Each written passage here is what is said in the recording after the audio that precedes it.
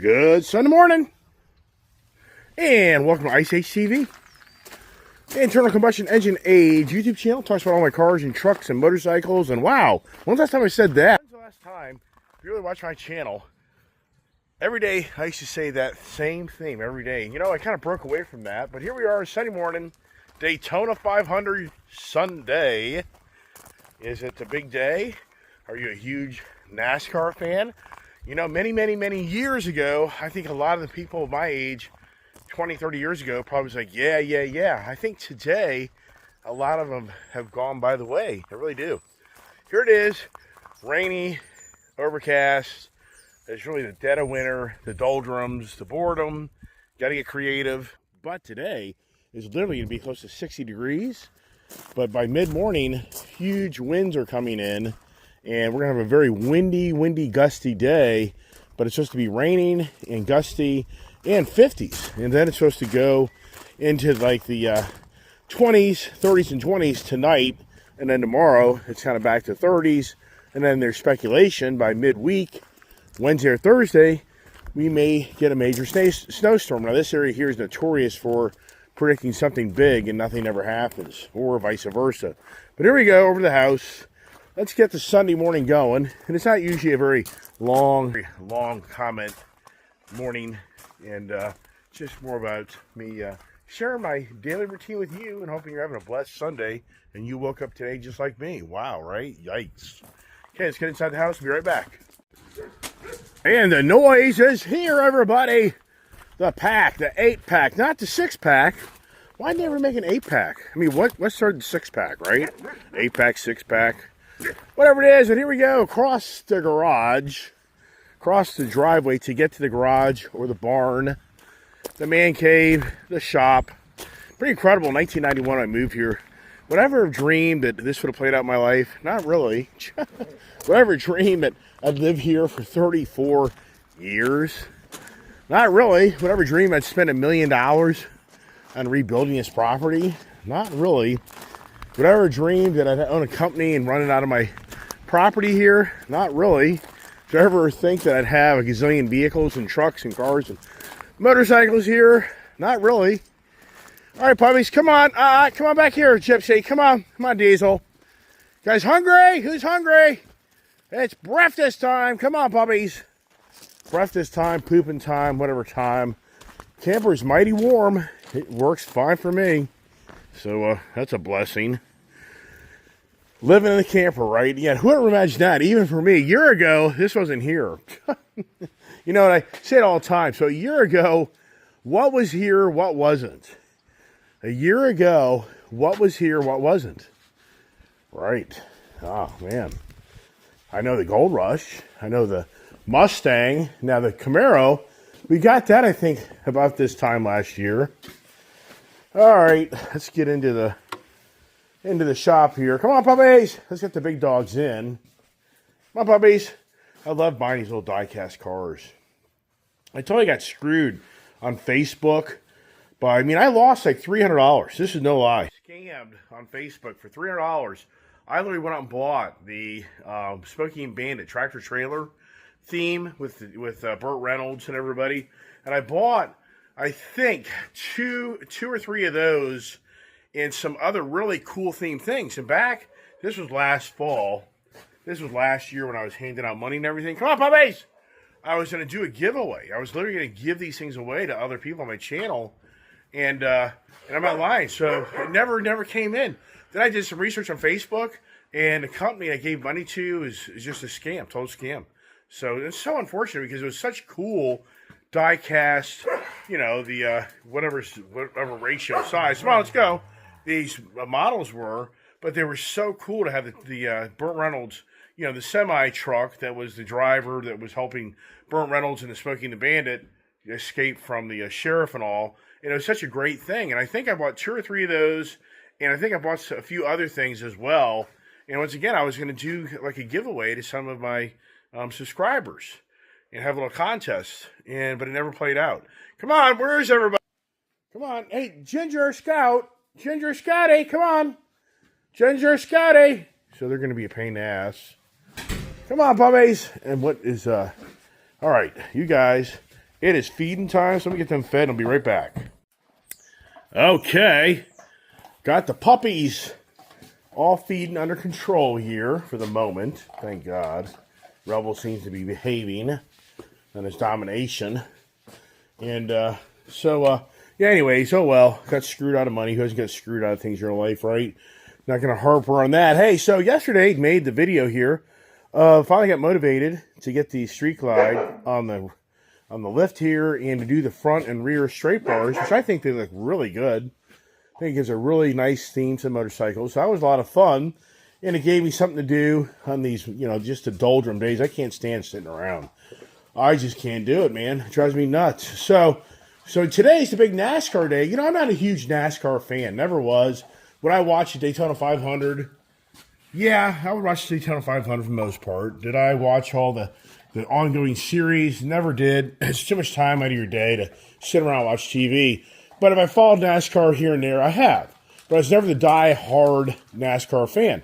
And there really are many, many people that are die-hard NASCAR fans. And I remember back in 1992 when I was selling this car care product called Dry Wash and Guard. It was a waterless car wash to clean your car. I'll never forget meeting this guy. This is, a guy about my age back in 92. And he worked for Food Line, and he was actually a driver for Food Line. And he was such the NASCAR hell-bent guy. And met him in Frederick, Maryland, here local. And his goal was one day to retire and to follow the NASCAR circuit. That was his goal. That was his passion in life. And I always thought to myself as years progressed, because he's about my age now, and for all the things that have changed in NASCAR, if you're a real NASCAR fan, you'll kind of know the language I'm talking about. And so just, I think, has chased off a lot of the original, true, real, I guess the rednecks, the rebels, whatever you want to call them, the true heritage of the racing came. But once again, I'm not a big NASCAR follower, or I'm not the most historical person to look for to give you information. But I was intrigued this morning when I got out of bed. I read an article in Motor Trend magazine, which I enjoyed reading because I did a whole review on the brand new Dodge Charger, the new electric Charger, which I did that a few weeks ago. And so Motor Trend magazine, I think it was pretty cool. Motor Trend magazine did the Dodge Charger that just came out, the RT model, not the Scat Pack, against the Dark Horse. And so it was great. Look at the if you look at my shop, everything is getting very moist because it's a change of the ground temperature to the atmospheric pressure and the temperature. So everything's getting moist. And so for motorcycles, especially chrome motorcycles or chrome wheels on cars, it is the worst. This is right now where this whole garage, this whole floor is going to become just wet because concrete is porous. And so as the day progresses, this bike will be just soaked. And what I've learned over the years is on the Harley product, it's the worst. This chrome will start pitting. It's really bad. Now you know the stories of people who park their motorcycles in a controlled environment, why they do that. Now the black chrome, it's not a problem. So I talk about this all the time. If you ever go out and buy a Harley Davidson motorcycle, or really any motorcycle per se, and you're going to have it in a garage where it's not temperature controlled, then stop it. Don't do that. It's Gypsy over there creating a problem with Rebels. So you go to the black chrome because it doesn't pit like the chrome does. So just a little heads up maybe out there that's looking at a motorcycle. If you don't have a controlled environment, you live in an environment like I do where it goes from moist and hot and cold, it just destroys. I literally had a Hummer with custom chrome wheels on it, 22s back like in 2005 or 6, and the wheels totally pitted out. But the Criswell Hummer over there in Gaithersburg, Maryland, they were so cool, they literally replaced all the wheels for me because they felt so bad because it was an $85,000 vehicle back in that day. So I got a whole brand new set of chrome wheels out of that vehicle because they just look terrible from sitting here in my garage, parked in my garage. That was a red, the fire truck red H2. It's pretty cool on Facebook. I see Calvin Young, who was a sales guy for me back in 2004, 5, 6. And that's just hard to believe. That's now 20 plus years ago. And to see how he's now, a father and his kids are grown up. He shares on Facebook. He traveled to Japan. It's so cool just to see a guy that I knew just kind of getting going in his career and to see how he's kind of grown up, matured, and it's just pretty cool. I don't think he'll ever see he sees my stuff on Facebook. I don't think he really sees my stuff on YouTube. But if he did, I'd say, hey, how you doing there, Calvin? Hope you're doing great. I think he's into martial arts, so his kids are. But anyways, I got off subject here. So back to the NASCAR.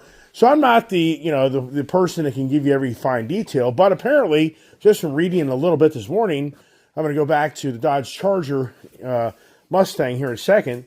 But apparently, the NASCAR was formed in 1948, like February 15th. First official Daytona race was like February 21st, and that's where the true beginnings of Richard Petty, isn't that funny? Richard Petty came to be the number one most winningest NASCAR driver ever, having 200 wins throughout his career from like 48 until like I think 92. It's just incredible to even think that he raced that long. He's 87 years old, but the reason he popped in my head is because he used to drive a Pontiac Plymouth number 43 from like 1948 to like, I don't know, 55 or something like that. So if anybody else is out there, what does the Pontiac Plymouth thing mean? Was he driving a Plymouth with a Pontiac motor in it? Was he driving a Pontiac with a Plymouth motor in it? I'm not real sure now because I'm not the NASCAR historian here to tell you all about that. But when you look that up, it shows it. And just to share with you what I'm talking about, when you go to the internet and you ask about, okay, so look right here. So it says Richard Petty, most famous race car was a blue-red number 43 Plymouth or Pontiac. So what does that mean? So I don't know. So I guess, does that mean that the 43 original beginnings was he was in a Pontiac? And then he went to the Superbird to the Plymouth product down the road in the Dodge Charger. So it's pretty incredible, his story. But the reason I'm bringing him up is because of the Dodge Charger. Because apparently he had a brand new 1973 Dodge Charger, but he's really known for the Superbird, like in 1971 or 70, I think. Once again, I'm not the NASCAR historian here to give you all information.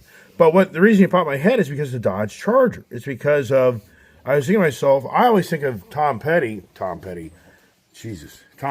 The rock star who's dead. Richard Petty. I always think of him, of the Dodge Charger. And I've had many, many Dodge Chargers. So today's reading in Motor Trend Magazine of the Dodge Charger versus the Ford Mustang Dark Horse. So it's a good article comparing the two to each other. Why they picked those two?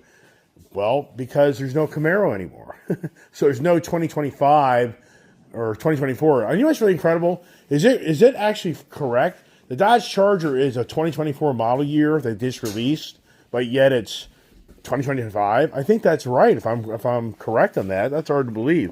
So a lot of people are being kind of critical of that Dodge was so late getting this product to the market. But here's the thing. So what is Dodge going to put their muscle car up against anymore? And as I say, if you think about it, the Camaro's gone. So they can't use the Camaro. So I guess they felt like the Mustang was the appropriate vehicle, American-made car, to go up against each other. And it goes back and forth to the pluses and minuses. This blows me away, even for me. Oh my gosh, it's beyond believable. Do you know how much that new Dodge Charger RT battery electric vehicle weighs? It basically weighs 6,000 pounds. It's like 5,950 pounds. Oh my gosh. Now, the Ford Mustang, which is sitting in my shop, it weighs in at a little over 4,000 pounds. So basically, there's a 2,000 pounds. And for anybody that really is into the cars and trucks, that is huge. That is huge for that car. So it's a tank. So they do the review in the car, and, they really kind of didn't call it out like I called it out. I feel like I called that car out big time with that really just, to me, terrible imitation of the electric vehicle trying to get that, the good old V8 engine noise out of it through the fake music system out of the car, where a speaker is in the back of the bumper that gives it that little, you heard it. If you watch that, you should go to my channel and look up for the review on the Dodge Charger I did. And I drove it around. And I told you my personal feelings about it. And I walked away like, no way. There's just no way. I can't get excited about that car. And the interior noise to me was just so bad. But Motor Trend didn't really harp on that a lot. They didn't really kind of get into it. I feel like they had to hold back just to not lose to advertising from Stellantis and Dodge and Jeep and Ram in their magazines. You got to be careful if you're a journalist to calling out a manufacturer. You piss them off enough, they won't give you any more money. So to put their stuff in your media. So anyways, just really, what are you guys doing over here? You're always destroying something, that's for sure. Say, stop it. So anyways, so good article, and I'm really glad at the end of the article, the Mustang won. If they would have favored that Dodge Charger, I'd be like, these guys are getting paid off like never seen. Now, it would have been pretty cool if they took my Whipple horse, because they were doing, the Dodge Charger RT is a fast car. It's faster than the factory Dark Horse by a few seconds. And in the quarter mile, it's faster by a few, like 120 versus this is like 118. And it's like, this is 0 to 60 in 3.8. The Charger's like 3.2. It's all within, whatever. But the real deal is, they're talking about how you're really only going to get the real thrill out of the new Dodge Charger if you go to the Scat Pack series, which is a higher end model. Well, here's the thing. The RT model is $85,000. Now, this is priced out at $80,000. They're kind of trying to keep it head-to-head. But think that through. $85,000 for the RT. What do you think the Scat Pack's going to be? Scat Pack's going to be basically a $100,000 Charger. And they're saying on that vehicle there, it's going to have the capability to do burnouts. The Charger can't do burnouts because of the all-wheel drive setup on it and electric motors and all the technology. But they're saying the Scat Pack will give you the right to go do burnouts because it'll be the more high-performance car, it'll be faster, blah, blah, blah. But it's going to be $100,000. I think to myself, would you buy a $100,000 electric Dodge Charger or find yourself a beautiful, nice, used red-eye Dodge Charger and get the real deal? Oh, my gosh. I mean, for anybody that's watching my channel, if you said like the Charger, I'd be like, really? Really? Really? You can go out and buy for $100,000 or less in today's market. It's more like 80s, 70s. A red eye, maybe 80s. And you're going to get a car that's not even built anymore. And the odds are it's an Iceman car where it has 10 or 20,000 miles on it, if even that. And you're going to have a car that will be worth something forever. Versus, you can always go buy an electric Charger. I wouldn't tie up my money on that. Are you a fool? You're a fool. And if you can afford $100,000 for a car, you can afford to go to the gas station, fill up your car a few times a month. Because if the typical guy that buys these cars, I mean, how many miles do I put in this car? I mean, how many times do I go to the gas station every month? I don't. So if you're buying it for the fuel economy, you're buying the wrong damn car. You're in the wrong ball game, man. You're in a different world. I don't know what you're trying to accomplish on that. So, but anyways, so pretty good article. I'm glad the Mustang won at the end because I got a Mustang sitting here, which once again, and yesterday I have people reach out my channel, and people are like, "Hey, why did you get rid of the Raptor 37 and keep the Ram TRX?" Well, it's because they don't make the Ram TRX anymore. The Hellcat motor is gone. And so for me, it's like, yeah, you can still go buy a Raptor 37. The Raptor I can buy all day long. I mean, for the record, go find a brand new Ram TRX. Now you could say, well, the Ram, what is it, the SHO or whatever the hell, that new one that's coming out, that's the V6 or the inline 6 Hurricane twin turbo motor that's set up in that's going to be fast. It's going to be pretty much very close to the Ram TRX, but it's not going to have that grunt. It's not going to have the true Hellcat motor, the real true beginnings of the Hellcats. So, see, the birds are back. This just about drives me nuts, man. It's not even, I can tell you right now, we're only a month away before the shit show shows back up in the garage, and all these damn birds start crapping all over my cars. It's the worst. I got dog crap, now poop crap right around the corner. Hey, the life of the Iceman, right? So anyways, so back to the Ram TRX. I mean, yeah, why would I get rid of the Ram TRX when? No, stop it! You guys just destroy everything. Stop it! Hey! No! Come here. Get outside here. Let's just gotta go to the bathroom. Come here, come on. Let's go outside. Go do something else. Gotta do something else. Play out in the rain for a little bit. Go to the bathroom. And I'm not gonna make this video real long because it's Sunday, and I really don't want to make this a real long video because of the. I just don't want to make a long video. So I just really wanted to recognize more of the Daytona 500 day where people will be sitting at Daytona 500, but they're moving the starting time up like an hour or so early because the rains are supposed to come in down there, and they're trying to beat the rains. I mean, to me, you think they should start, I would have started like 11 o'clock. I think it started at noon because the rains are coming in like at 2 o'clock, I think. And if anybody's been to these NASCAR events and it rained out, it's a pain in the ass. So back to the Dodge Charger. The reason I'm really focused on that is because you're now going 77 years later. If you take 1948 to 2025, you're 77 years later.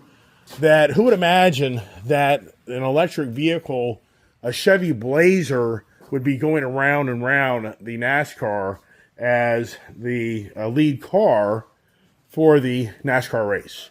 Who would believe that? Would you believe that the NASCAR would have a lead car today that's a Chevy Blazer? Now, in some ways, you'd say it should be the Dodge Charger electric vehicle, which it should be. But the only thing is, Dodge pulled out. I was so disappointed in that. Dodge pulled out of the NASCAR many, many years ago. And I kind of then really started to lose my flavor of NASCAR, and they did that. But I get it. They put more of their money into NHRA, which I get all that. But at the same time, it was so disappointing to see the Mopar product be removed from NASCAR. Because I enjoyed seeing the three American competitors. You had Chevy, Ford, and Dodge. And now you have Toyota in there. But at the same time, it was just so disappointing. So once again, it's just more about the Dodge Charger was a key figure for Richard Petty. And for me, I've always owned Dodge Chargers throughout my life. And I really have liked their product. And to think today that the product of the Dodge Charger that was so kind of known, the Plymouth, the Mopars, of the heyday of the racing ice age have been kicked to the curb, and it's an EV age like never seen for Stellantis. Even though they're saying you will be able to hear this year, probably I would say by summer, be able to buy the Hurricane Inline 6 turbo setup for the Dodge Charger. So you will have that availability. So you will get back that ice engine sound, which I think will be a nice package. Now, the looks of it, debatable. I'm not excited. I'm not buying one. I can't buy one, but there's a lot of money. But why would I? Why would I buy? Why would I buy that? There's just nothing there for me. So that's pretty much it for the conversations on the Sunday Daytona 500. Wonder who's going to sit around and watch it all day. Like for me, for a day like today, as nasty as it is, and the winds are coming in, well, I'll probably have it on. Probably while I have my TV on here in the shop. And what's my next motorcycle project where I can, do something else on my motorcycles? I don't know. I don't think there's anything here per se that I'm going to play with today because the winds are supposed to be pretty heavy here today, but who knows? With the weatherman, he predicts all these gloom and doom things, and then what comes from it, sometimes pretty bad. A lot of times, not so much, which we're blessed on that. So that's all I'm talking about, everybody. Just want happy Daytona 500 Sunday morning. If you're a Daytona person, I'm sure you're all excited and all about it. If you're not so much, it's just another program, another agenda, another movement, and you're probably like, I just have no desire to watch this stuff because it's all about something else more than something else. Wow, really? Yeah, I think you're probably right. God bless. Have a blessed Sunday. Stay tuned for more conversations and more video from Ice Age TV as the puppies now are out, full-blown, getting trashed, mudded up, and that's why I'm blessed to have this shop because they ain't going to the house. They are ragged out, so I leave them out here in the barn because they're just trash, and I'll trash the house. Hey, God bless.